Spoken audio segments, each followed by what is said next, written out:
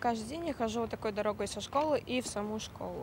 8-нче сыйныф укучысы Диана Вәлиуллина көн сайын гомерен куркыныч астына куеп шушы юлдан гимназияга йөри. Техника агымы бик күп, хәтта йөк машиналары да еш үтә. Алар узган сайын җиле юлга таба сөйри ди ул.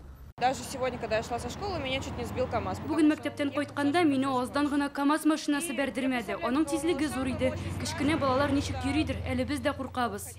Вообще невозможно. 6-нчы микрорайонда яшәүче барлык балалар да мәктәпкә шушыннан йөри. Тротуар юк, юл читеннән баралар. 2-3 минут сайын төзелеш техникасы уза. Тирә якта кыр, ә бу мәктәпкә илтүче бердән-бер юл.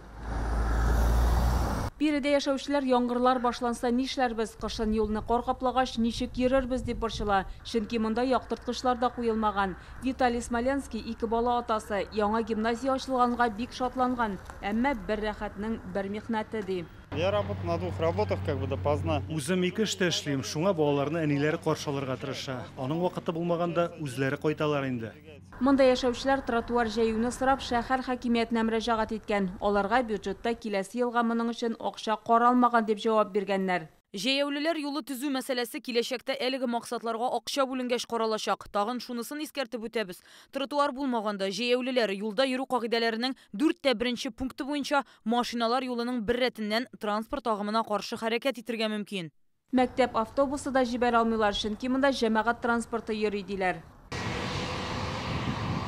Ел башыннан Яршалыда балалар катнашында 62 авария булган, берсенең гомере өзелә. Әлеге юлда да хәрәкәт килеп чыкмас дип беркем дә кистереп әйтә алмый. Халык юл хәрәкәте иминлеге буенча район комиссиясендә бу проблемага игътибар итәрләр, ә башкарма комитет тротуар төзү өчен акча табыр дип ышана. Моңа охшаган хәл узган ел Биектау районында да булды. Яңа мәктәп янын төзекләндерү һәм тротуар ясау өчен 50 миллион сум акча кирәк була. Бер айдан соң район бу мәсьәләне уңай хәл итте.